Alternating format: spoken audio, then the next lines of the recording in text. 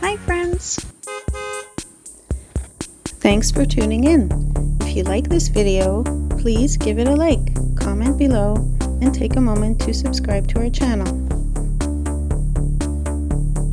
Welcome to the historic town of Hillcrest Mines, Alberta, a place with a unique past and a strong sense of community.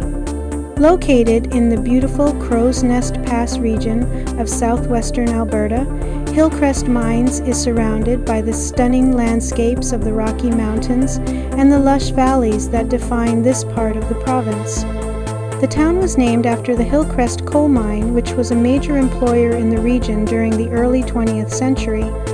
The mine played a significant role in the development of the area, attracting workers and their families who contributed to the growth of the community. However, the town's history is marked by a tragic event: the Hillcrest mine disaster of 1914, which was one of the worst mining accidents in Canadian history. This event is remembered through memorials and has become an important part of the town's identity.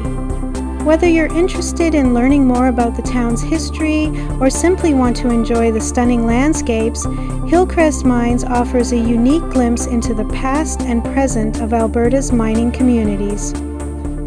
Thank you for joining us on this tour of Hillcrest Mines, Alberta.